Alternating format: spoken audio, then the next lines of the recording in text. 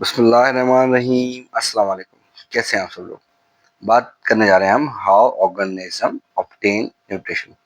अब यहाँ पर जो आपको डिस्कस किया गया है इस चैप्टर में कि इस टॉपिक के अंदर कि भाई मुख्तलिफ ऑर्गेनिज्म जो हैं वो किस तरह से फूड को ऑब्टेन करते हैं। तो यहाँ पे हमें अमीबा और पैरामीशियम के बारे में डिस्कशन करनी है। ये बात भी हम जानते हैं कि, कि अगर हम बात करें अमीबा की, तो अमीबा भी इंडस्ट्रिव मोड ऑफ न्यूट्रिशन है उसका।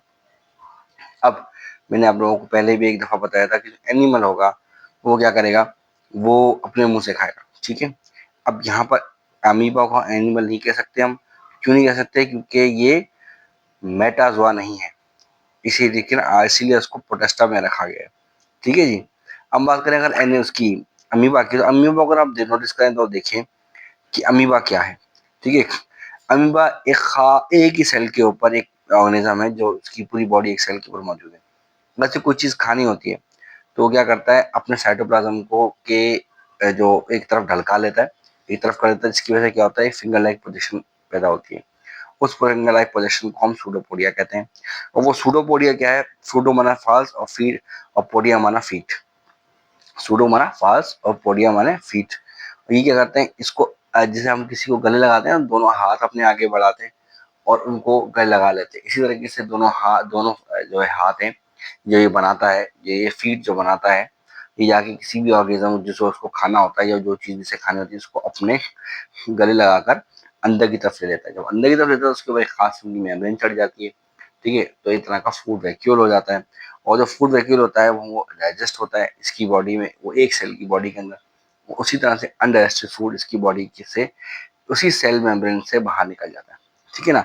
आप ये देख रहे हैं कि एक ये मैंने आपको देखें, यहाँ पे इसने इस फूड पार्टिकल को लिया अपने अंदर।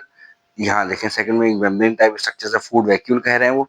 उसके बाद वो क्या हुआ, जो भी उसने खाना खाया था वो डाइजेस्ट हुआ, एंजाइम्स ने उसको ब्रेक डाउन किया और उसके बाद अनडाइजेस्टेड फूड इसकी मेम्ब्रेन के पास आया और वहीं से बर्स्ट होके निकल गया, ठीक है जी। अब अगर हम बात करें हमारी ये पैरामीशियम की, पैरामीशियम क्या है भाई? पैरामीशियम भी एक तरह का ऑर्गेनिज्म है जो वन सेल में लगता है। जूते की तरह इसकी शक्ल होती है, इसके ऊपर सीलियाज होते हैं, यानी कि बारीक बारीक बालनुमा स्ट्रक्चर होता है और उसके एक मुंह होता है। उसको हम क्या कहते हैं? साइट, जो आपकी बुक में भी लिखा हुआ है, ये देखिए यूनिसेलुलर ऑर्गेनिज्म है। फूड जो है वो ingested through a special opening, इसको हम साइटोस्टोम कहते हैं, इंग्लिश सेल माउथ है।